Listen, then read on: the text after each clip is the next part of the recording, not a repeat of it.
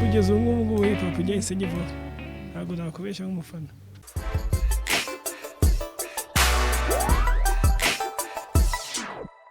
Yese nizere ko mumeze neza kandi nizere ko ubuzima bukomeje kugubwa neza. Mwifurije gukomeza kugira amahoro y'Imana ndetse mwifuriza ibyiza bikomoka ku Uwiteka. Amazina yanjye nitwa Emi.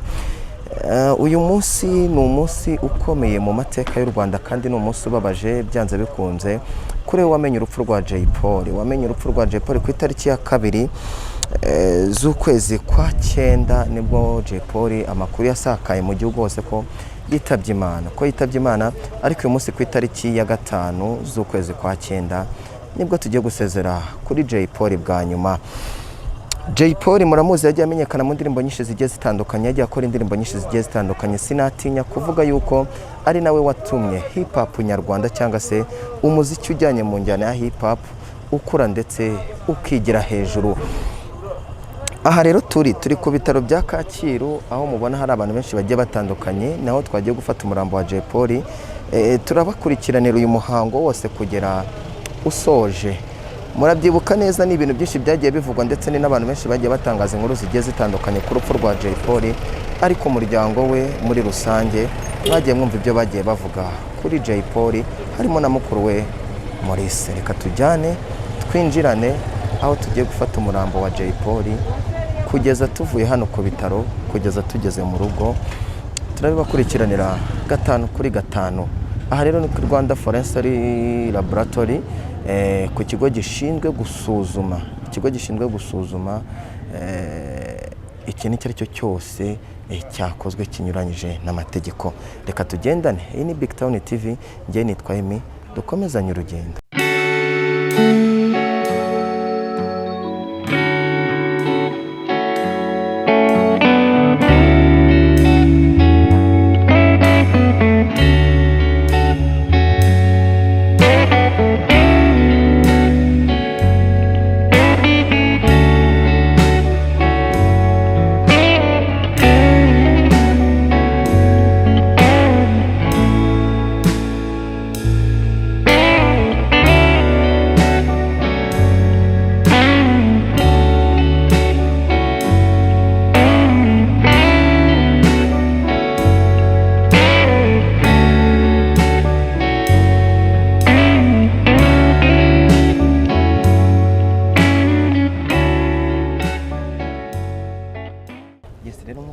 Turacyakomeje mu muhango wo guherekeza Jay Polly ndetse n'abavandimwe n'inshuti. Rero aka kanya ndi kumwe na Pastor Yongwe.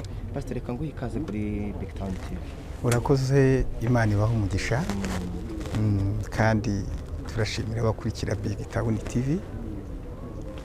Imana ibaha umugisha. Pastor, wambaye neza nubwo twaje gushyingura. Nawe ni umuhango wera wo guherekeza Bibiliya yemera, wo gushyingura bizera Kristo umwami n'umukiza. Pastor, umuntu wahita yibaza ati uri umukozi w'Imana, ese Jay Polly muhuriye kuki? Jay Polly wari umuzi, ese wumva urupfu rwa Jay Polly nkawe wabyakiriye gute? Uko nakira urupfu rwa Jay Polly narababaye, namarira ku banyarwanda, namarira ku banyamahanga, ku muntu wese ukurikira inyigisho ze nk'umuhanzi nyarwanda wavuye ku rwego rwo hasi akazamuka akagera ku rwego rwo gutsinda amarushanwa atandukanye. Ni imbaraga rero igihugu kiba gitakaje, ni imbaraga abajeni baba batakaje. Nka Apotre Joseph rero ndi umwe mu bantu bamukurikiraga, kandi ndi umwe mu bantu bagomba kumuherekeza ndetse batoranijwe n'umuryango kugira ngo mbarige uyobora umuhango wo kumushyingura. Yego. Apotre tuzi ko kenshi na kenshi mu bintu bijyanye na entertainment y'abahanzi bagiye basanzwe ndetse n'aba gospel, hari abantu bavuga ati murabatandukanya, kuba waje mu muhango wo gushyingura Jay Polly ni iki wabwira abantu? iyo ni imyumvire kandi ntabwo abantu bazareka imyumvire itandukanye. Uwatuvuyemo ni umunyarwanda, nanjye ndi umunyarwanda. Ikindi watuvuyemo ni umuntu twahurira kuri social media aririmba, nanjye mbwiriza muri domaine y'ibye n'ibyanjye nkora. Hanyuma ikindi avuka mu muryango w'abakristo, uvuka mu muryango w'abakristo ruvuga ufitanye isano na Kristo, nawe yizeraga Kristo nk'umwami n'umukiza. Kumushyingura rero urupfu rwe rwambabaje, ariko nyine ku isi niko bimera. Ntabwo ari ibyo bishingiye ku idini, ahubwo bishingiye ku bunyarwanda cyangwa se ku bukristo bundimo. Pastor, reka tugushimire, turakomeza turakurikirana kandi turi kumwe kandi dukomeza kubihanganisha. Imana iha umugisha umuryango we natwe twese, kandi Imana iraza kuyobora umuhango neza. Aho tuva hano ku bitaro Kacyiru bya polisi twerekeza aho tumushyingurira hari Rusororo, Imana iragendana natwe, twabisengeye kandi byose biraza kugenda neza. Amen. Murakoze cyane. Yes, rero nkuko mubona ndi kumwe na Nopuji, reka muhe ikaze kuri kamera za Big Town TV. Okay, murakoze. Asa ndabanza kukubwira ngo pole sana kuba twabuze Jay Polly. Ucyumva urupfu rwa Jay Polly wabyumvishije gute? Nabyumvishe nyine nk'igikuba, nabyumvishe nk'ibintu bibabaje cyane. Nyine biri mu bintu byanshenguye cyane mu buzima bwanjye bwose maze ku isi. Ariko nyine iminsi ishira umuntu agenda arushaho kubyakira cyane, ko burya iyo ikintu utagihindura uracyakira nyine ukacyakira utyo. Cyane ko burya urupfu ni n'igeno rya buri kiremwa muntu cyose. Ubwo rero iyo bibaye gutyo urabyakira, ahubwo umuntu akareba ati se agiye ate, urabona ko agiye neza, agiye asize ibigwi, agiye ntawe umuvuga nabi. So ubwo rero nta kundi nyine Imana imuhere gukora idashira. Ni nk'irihe somo wabukuyemo nkawe nk'umuntu usigaye? Ni irihe somo wabukuyemo wanabwira n'abandi bantu? Njyewe ntekereza ko nta somo nkuye ku rupfu, mu rupfu rwa Jay Polly, ahubwo wenda igikomeye ni agahinda kubera ko aradusize. Gupfa byo ni ibya buri wese, nta muntu utazapfa kuri iyi si, urumva. Ariko ntekereza ko ntabwo navuga ngo ni isomo ngo nkuye mu rupfu, kuko iyo ikintu cyabaye nyine ubwo kiba cyabaye. Wenda icyo rwaba rusigira urupfu rwe ni ibikomere gusa. Yego. Kuko ntabwo nifuzaga ko yagenda tu. Ni iki wabwira abakunzi b'umuziki nyarwanda? Ni iki wabwira n'abakunzi bawe by'umwihariko? Ntekereza ko abakunzi banjye bo ntacyo nababwira cyane, uretse wenda kubasaba gukomeza gufata mu mugongo Jay Polly, no gukomeza guprotectinga ibyiza yasize, no kuba hafi umuryango we. Ntekereza ko ari cyo kintu numva gikomeye navuga. Noneho no gusaba nyine abamufanaga bari bamushyigikiye kurushaho cyane cyane kuba hafi umuryango we, kubera ko nyine niba asize abana, niba asize abo bababyaranye, ni ikibazo nyine. Tugomba gukomeza kubereka urukundo kuko bari muri situation itoroshye. Wihangane, kandi n'abakunzi b'umuziki nyarwanda ndetse n'abakunzi ba Jay Polly muri rusange bihangane. Turagushimiye ku kiganiro duhaye, dukomere kandi dukomeze n'abandi. Urakoze. Uratangira utwibwe.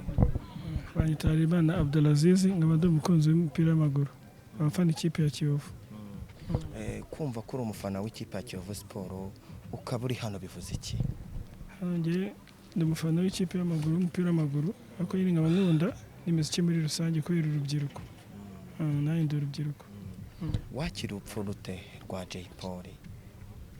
Ni nyuma y'uko wenda mbivuzeho gato n'undi mutoza nawe yatuvuyemo mu minsi ishize, wabyakiriye gute ubihuje nk'umusiporutifu? Njyewe ngiye nshingiye ku myemerere yanjye y'idini, ndi umusilamu. Njyewe nemera ko umuntu yabyuka ari muzima, byagera nimugoroba akahita apfa. niko mbifata bo urupfu rwa Jay Polly nararwumvisha ko nyine ngiye mbigereranya n'iby'idini ntabwo ku musilamu ukuntu ubundi twemera ko umuntu abyuka ari muzima byageza nimugoroba akaba yapfa tu gutyo mu gihe ndiho. Agusigiye iki Jay Polly mu ndirimbo ajya aririmba nk'umuntu ukunda umuziki nyarwanda, ni iki cyagusigiye muri wowe utazibagirwa? Cyaza n'ukuntu yashimishaga abafana natwe yadushimishaga byatari. Hari indirimbo ubundi ngo hari n'indirimbo numvishe ngo yaragiye kuzasorera Kiyovu Sport, kuko Kiyovu hari indirimbo yari ifite ya mukuru arinda, ariko Jay Polly numvishe ngo yarasinyaye amasezerano na Kiyovu, hari indirimbo yaragiye kuzayisorera, nuko nyine ibihe bitamuhiriye nyine bikaba guhindagurika bamufunga bagira iki, ariko wenda yabyiteguramo neza yakuzayisorera indirimbo ngo yarayifite. Ibihe bihe utazibagirwa kuri we? Ibihe byo kabisa niyo tunye hip hop izamuka ibi niyo kugeza ngubu hip hop ugeze nyivaho, ntabwo nakubeshya nk'umufana. Hip hop nyivuyo hapi nta wundi muntu wacimisha kabisa ari Jay. Ntabwo nakubeshya. Urakoze cyane. Asante. Yes, rero murabona ndacyari hahandi n'ubundi niyemeje kuganira n'abantu bagiye batandukanye kugira ngo turebe urupfu rwa Jay Polly barwakiriye gute, bimeze bite. Aba bose bahagaze n'abamotari baparitse moto zabo, turi hano ku bitaro baje gukurikirana umuhango wo gusezera Jay Polly. Reka mere kuri uyu nguyu witwa nde? Nitwa Tuyisenge Alex. Kubera iki waparitse moto yawe? Paritse hano kubera umuhanzi nemera kuva kera Jay Polly. Niyo mpamvu ndi hano. Naje guherekeza umurambo. Cyumva urupfu rwa Jay Polly warabyemeye cyangwa ntiwabyemeye? Naratunguwe sinabyemeye, n'ubu na ninjoro nari nkibaza niba byarabayeho koko cyangwa niba atari byo, ndavuga nti ndibuze kwirebera njyewe. Niyo mpamvu ndi hano, gusa ariko yari umuhanzi twakundaga. Ndabyibuka 2011 Guma Guma itangira finali yayo, ubwo we yari ahatanye na Tom Close.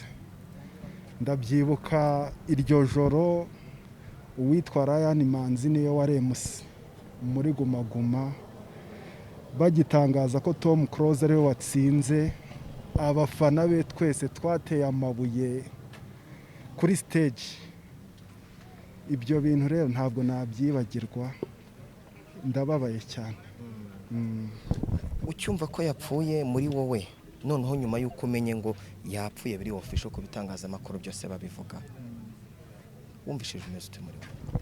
Nge byarambabaje cyane, n'ubu nkibabaye. Niyo mpamvu ndi hano, naje kumwiherekereza noneho ukuri nakumenye, byibuza aruhukire mu mahoro kandi Imana imwakire mu bayo, kuko yari umuhanzi twemeraga cyane. Yabaye muri Tafu Genge irazamuka irakundwa kugeza igihe we yikoreye umuziki ku giti cye, na n'iyi saha yari agifite abakunzi be ntaho bari bakagiye. Turacyahari kandi aragiye, ariko ibikorwa bye birasigaye. Indirimbo ze n'ubundi turazifite, tuzakomeza kuzimwibukiraho. Urakoze cyane. Murakoze cyane. Yes, rero nkuko mubibona umurambo wa Jay Polly bagiye kuwusohora mu irani imodoka ye, hari n'abantu benshi bagiye batandukanye. Yes, rero hano duhagaze nahagiye gusohoka isanduku irimo umurambo wa Jay Polly, turi kumwe n'abantu benshi bagiye batandukanye. N'agahinda ntago byoroshye kugira icyo umuntu yabasha kuvuga. Abantu mwese mudukurikiranye byanze bikunze mu mitima yanyu murababaye, kandi natwe twese turababaye. Twihanganisha umuryango wa Jay Polly ndetse n'inshuti z'umuryango, cyane cyane famiye yiwe. Mwese turabihanganisha kandi mukomere, nibwo buzima turimo, niyo si turimo, nicyo gihe turimo. Urupfu naho twarucikira.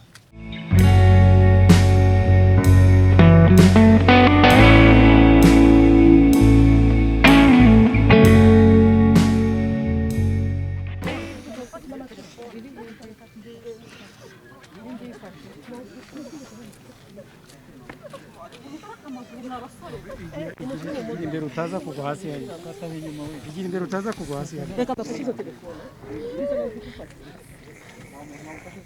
nta kibazo mumufate hano hari umugunguzi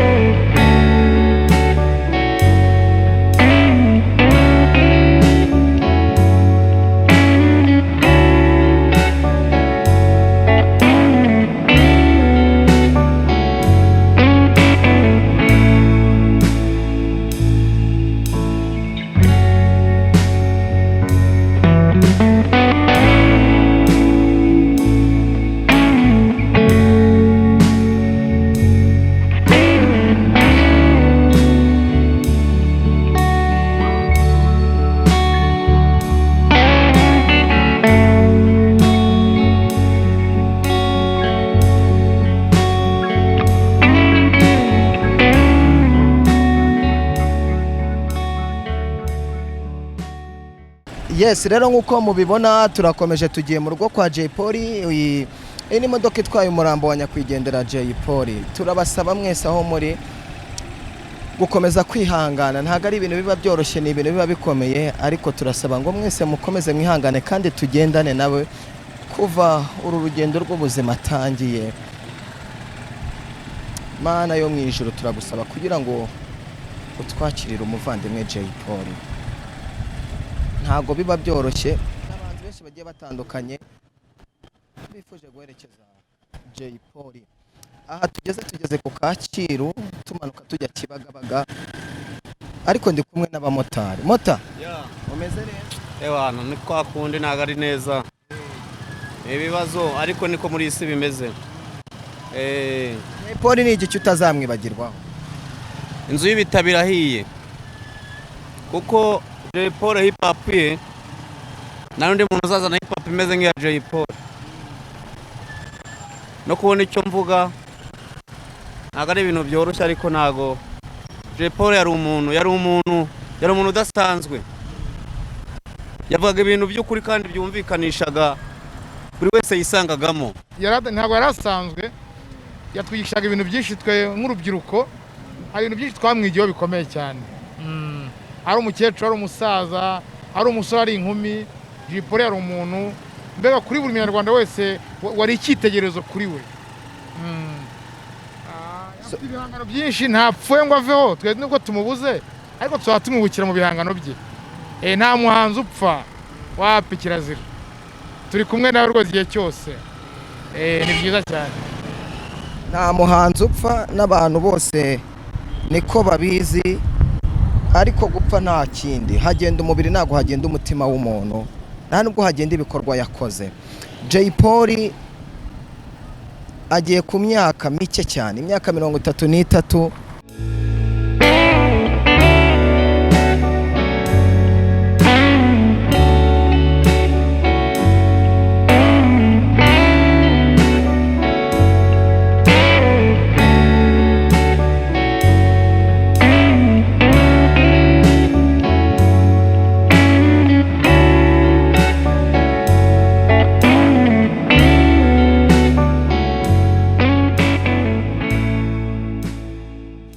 Yes, aha magaze no kugira ngo mbereke kuntu mu muhanda bimeze, no kuntu abantu baherekeje Jay Polly kuntu bangana. Aba bose mubona dukomeza tuvuga ngo ukomeze kugira kwihangana wowe wakunze Jay Polly, ndetse nawe wakurikiranye imihango yari yose ya Jay Polly, indirimbo ze yaririmbye, indirimbo ze zose yagiye akora zigiye zitandukanye. Ndagusaba kugira ngo ukomeze kwihangana kandi wihangane aho uri hose.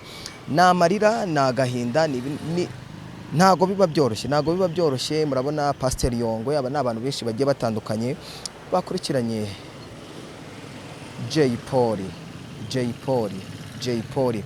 Ntago uzava mu mitima yacu, ntago tuzigira tukwibagirwa. Izi modoka zose mubona muri uno muhanda zerekeze Jay Polly, zose harimo indirimbo za Jay Polly.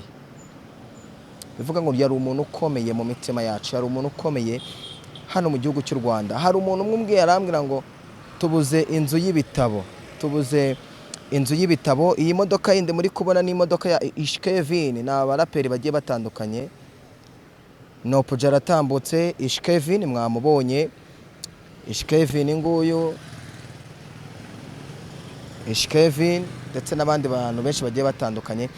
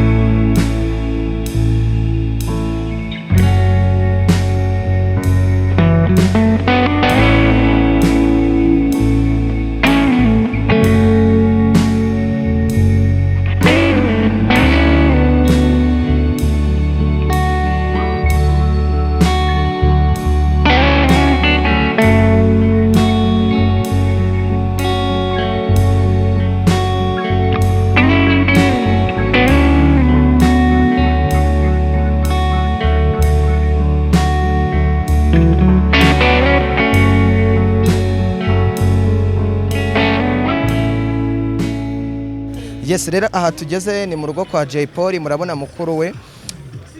Birasa n'ibyishimo ariko ni agahinda. Uwo ni Maurice ati Jay Polly arabasuhuza.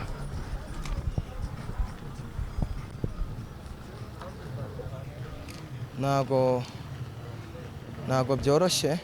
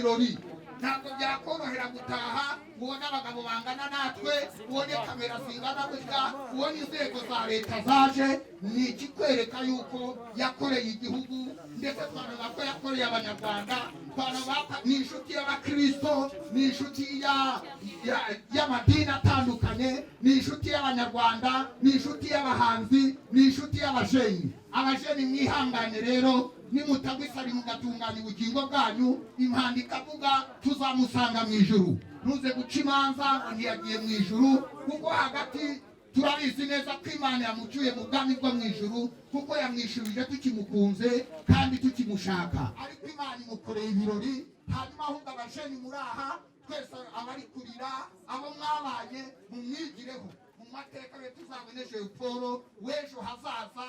Yadutse Imana nishobora gutwara Yosuwa, Mose yatabonetse Yosuwa. Imana ze zizakomeza gukorera mu bahanzi bari hano, mu rubyiruko ruri hano, mu bamukundaga. Ndabizi neza ko bizagenda neza. Abakurambere bacu badusigiye ijambo rimwe tuzajya twifashisha, bivuga ko iyo umuntu atabarutse atukira aba yujuje, rikora muri politike, rikora mu buhanzi, rikora mu bihaye Imana. Iyo umuntu avuye muri uyu mubiri yari afite ibyo agikora ariko atarangije, afatwa nk'urangije ko umurimo waba awukoze. Uruhukire mu mahoro nshuti yanjye, kandi inshuti y'Abanyarwanda, inshuti y'abahanzi. Inzira ya muntu igira aho irangirira. Icyo dutanze no kugenda mbere, ariko natwe tuzaza muri ubu buryo cyangwa ubu ngubu. Yihanganisha umuryango, yihanganisha abahanzi, yihanganisha abakunzi b'inganzo cyane cyane ya hip hop, nabihanganisha cyane. Nta muntu usimbura undi. Icyakora iyo umuntu aducitse nk'ubu buryo, bizera ko iyo nganzo ye wari umugabo w'ibyishimo, ukomeze wishime. Igihe nikigera abantu bazabonana, niba Imana ariko yabiteganyije. Turagushimiye, uruhukire mu mahoro, warakoze mu gihe cyawe.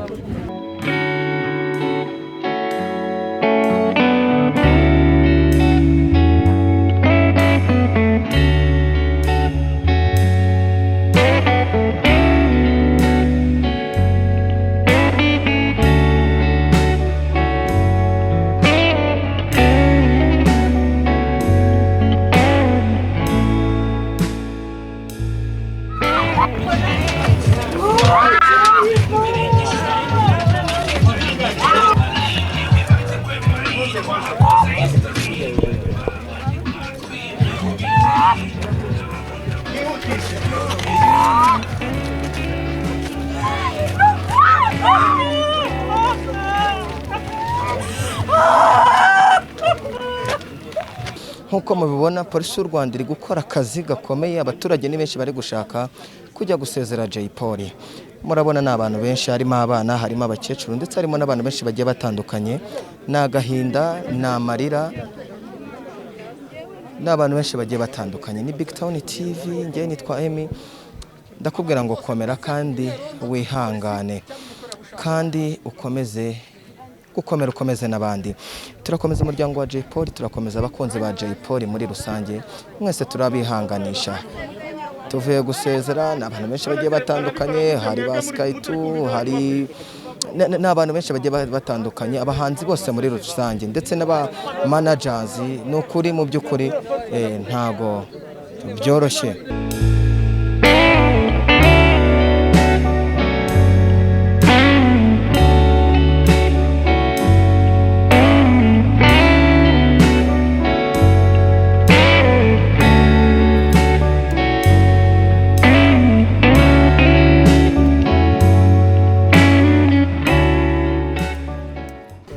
Rero nk'uko mwabibonye turi kwa Jay Polly, hari abasitari benshi bagiye batandukanye.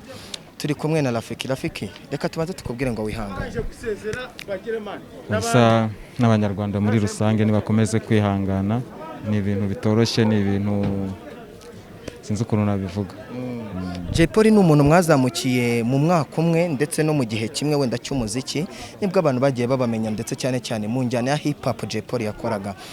Ni iki utazibagirwa kuri Jay Polly? Impano idasanzwe, nta kindi kintu. Impano idasanzwe. Jay Polly yari afite impano idasanzwe, kandi nawe ubwe yari impano y'Abanyarwanda, kubera ko ni umuntu waje kugira ngo music yacu ikomeze izamuke, kugira ngo Abanyarwanda bishime mu mitima, atanga ubutumwa. Numva ari icyo ngicyo navuga. Ucyumva urupfu rwa Jay Polly wabyakiriye gute mu mutima wawe? Birababaje, n'abantu benshi ntabwo bigeze babyakira, bumvaga nyine ari inkuru y'igihuha. Kuri we wabyakiriye gute ukibyumva mu matwi yawe? Nta magambo nabona yo gusobanura amarangamutima nari mfite icyo gihe, kuko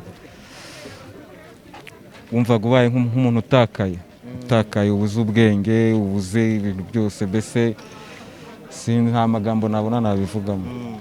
Reka tukomeze tuvuge ngo abakunzi b'umuziki nyarwanda, ndetse nawe umuziki wawe na buri muntu wese bakomeze kwihangana, kandi nawe tukubwira ngo mukomere tubuze.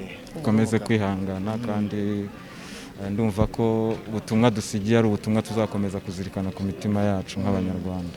Ikintu wabwira abakunzi ba Jay Polly aka kanya? Mwihangane mukomere cyane ku mitima, ndabizi murababaye ariko isi tubayemo ni gutya imeze nyine, dukomeze tuzirikana ubutumwa yadusigiye nibyo ngibyo. Ucyumva urupfu rwa Jay Polly muri we byagenze mani? Ni birebire kugeza n'uyu munsi ntago ndabyakira, mbese sinzi ukuntu nabikubwira.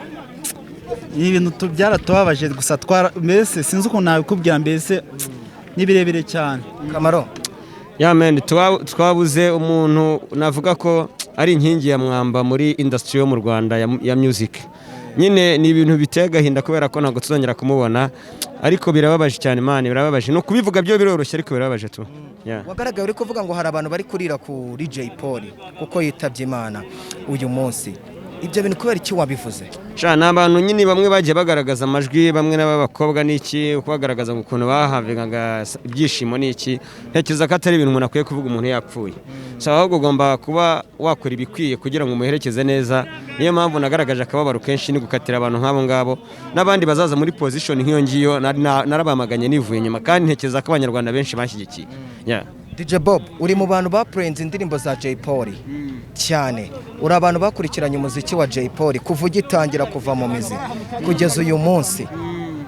Jay Polly ni igice utazibagirwa kuri Jay Polly? Jay Polly ni umwe mu bantu nakiriye bwa mbere, mu bantu baje muri no game, ariko ikintu nazamwibagirirwaho nuko Jay Polly yari afite mu nganzo ye impanuro ntarabona n'abandi basani, cyane cyane mu basani bakora hip hop.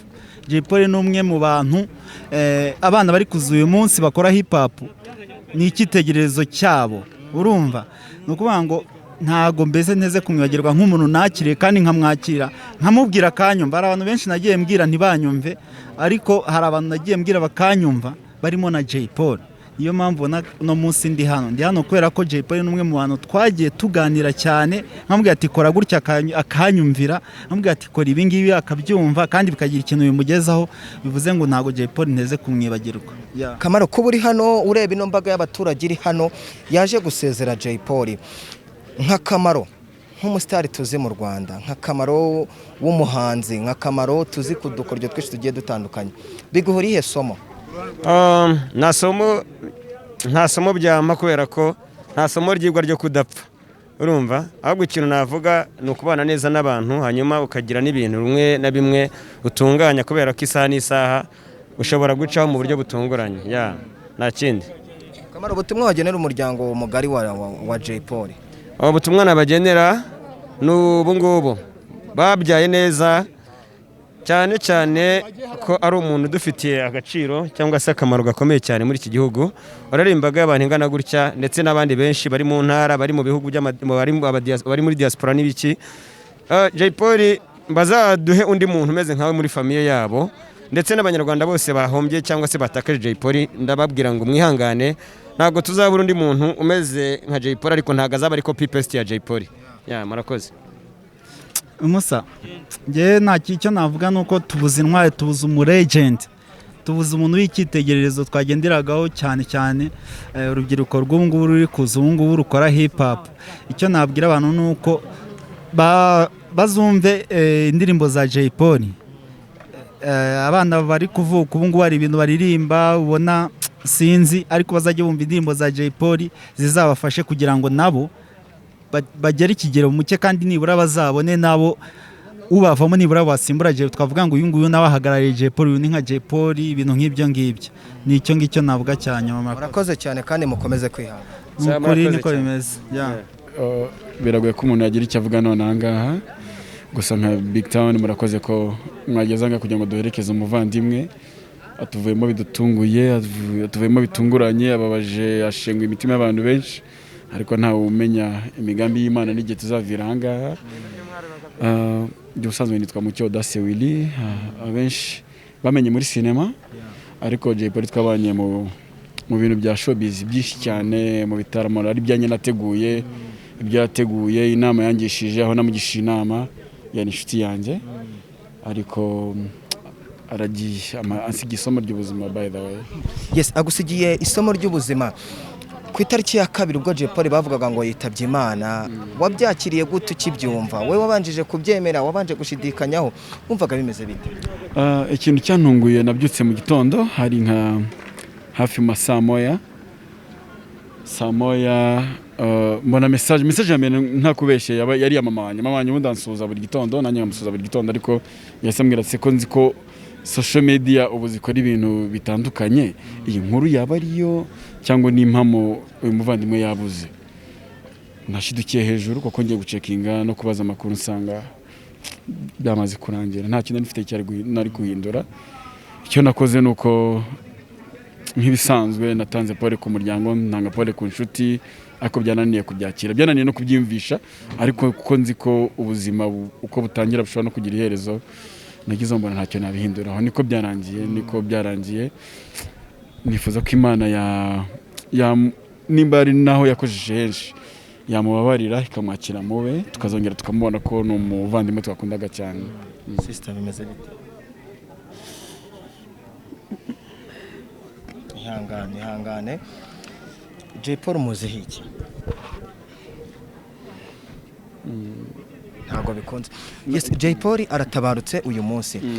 Uri umukinnyi wa filimi ntimba ntibeshye neza uri muri bumwe mu bantu bazwi hano mu Rwanda muri sinema nyarwanda wanahagarariye bagenzi bawe n'abantu benshi twigize tubona babakinnyi ba filimi kuza ku kiriyo cya Jay Polly cyangwa kumuherekeza nkawe ukuyemo irihe somo urebye n'abantu bari hano kuntu bangana abaturage bamuherekeje? Hano hari abantu benshi cyane nkuko bigaragara yuko yakoze ibikorwa cyangwa se yatanze message zageze ku bantu benshi zibakora ku mutima. Ni nayo mpamvu nta nubwo binashobotse ko twese tumusezera hari benshi batamusezeye bwa nyuma. Ikigaragara nuko burya mu buzima uko biho byose uzakore neza ugirira akamaro societe ukora ibishoboka byose ku buryo nta umenye igihe tuzavira hano ku isi ku buryo nunagenda uzamenya byibura ngo nubwo utabubizi cyangwa bigira gutari ko byira ku mutima usigira abantu basigara bavuga bati uriya muntu wenda icyo yavuze icyo yakoze uko byagenze kose twabanye neza kuri ino si aragiye kandi byibura bagusabira kugira ngo Imana ikwakire ko nabo tuzi nyuma y'ibiba nyuma y'ubu buzima ariko urebye abantu buzuye aha bose abaturage abaturanyi ingeri zose abahanzi abafana kugera ku rwego rwose ushobora gutekereza barahangaha ngira ngo ni ikintu kigaragara yuko uyu mugabo yabanye n'abantu icyo nasaba gusa nkuko yabanye n'abantu asize umuryango asize abamukomokaho asize abakomokaho abo bavukana no kubaba hafi babiri bisaba ingeri nyinshi hari mu buryo buri moral ariko hari n'uburyo bw'ubushobozi nubona umwana wa Jay Polly umuvandimwe wa Jay Polly uzamenye yuko akagahinda kamukomerekeje umube hafi bishoboka cyane niko bimeze niko nasaba umuntu wari wese wabukurikiye Big Town nonanga. Reka ngushimire kandi Imana ikomeze kukurinda twifuriza Jay Polly kugira iruhuko ridashira n'abanyarwanda muri rusange. Twese dukomezanye niko bigenda Imana imwakira heza yamukunze kuturusha ariko natwe turacyamukunda so Imana urukundo yamukundaga rwakundaga abantu twese dusakazemo muri societe nyarwanda kandi buri wese ibi muyisoma yuko igihe icyo aricyo cyose tutazi kuvanga hari isaha imwe kandi ni ubushake bw'Imana dukore neza ariko Imana nasaba kwidukunda cyane tunayikorera tuyibe hafi byibura tuzavangaha dufite urukundo nkuko aba bantu bose baranga bafite urukundo Jay Polly baje kumuherekeza. Nakoze cyane. Murakoze namwe. Yes, iyi modoka ndiho murabona neza fresh sana aka kaboro muri kukareba n'umujama n'umufana wa Jay Polly ku modoka yose ashyira ngo Legend Never Die. Bimeze bite mwana? Nameze fresh papa wanjye. Umeze ute mu mutima kugira ngo uhite ufate icyemezo cyo kwandika ati ni umunsi wa nyuma wo gusezera Big Brother, so it's our last party, you have to understand. Reka turabikora tugenda. Uyu ni umunsi wa nyuma wo kumusezera urumva mu mutima wabyakira. Ambassadors wa Migina boy, ambassadors wa Migina, reka tumukore show ya nyuma musaza niko bimeze nakundi ni ukwihangana ku mutima. Urakoze cyane. Ese niyo nzira baba yawe.